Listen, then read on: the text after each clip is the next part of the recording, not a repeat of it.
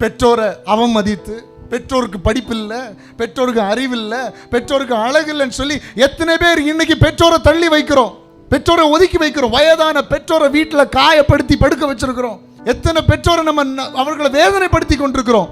அதே லிஸ்ட்ல இன்னைக்கு யாரை கொண்டு வந்திருக்கிறோம்னா ஆண்டவரையும் கொண்டு வந்திருக்கிறோம். பெற்றோரை வேதனைப்படுத்தி, வீட்டில் இருக்கிறவங்களை கஷ்டப்படுத்தி, இப்ப கடைசியில் யாரை கஷ்டப்படுத்துறோம்னா இயேசுவை கஷ்டப்படுத்துறோம். இன்னைக்கு இந்த வேதாகமத்தை தூக்கி நடக்கிறதுக்கு நமக்கு வெக்கம். இன்னைக்கு ஆண்டவரை பார்த்து இயேசுவேன்னு சொல்லி ஜெபம் பண்றதுக்கு நமக்கு வெக்கம். முன்பதாக இருக்கிற ஆகாரத்தை தந்தவர் கர்த்தர், தந்தவர் அவர். ஆனா இயேசுவே தந்த ஆகாரத்திற்காக நன்றி என்று சொல்வதற்கு நமக்கு மனசு இல்லை. கேட்டா எல்லாரும் என்ன நினைப்பாங்க? நான் ஆண்டவரை தேடுறேன்னு சொன்னா எல்லாரும் என்ன நினைப்பாங்க?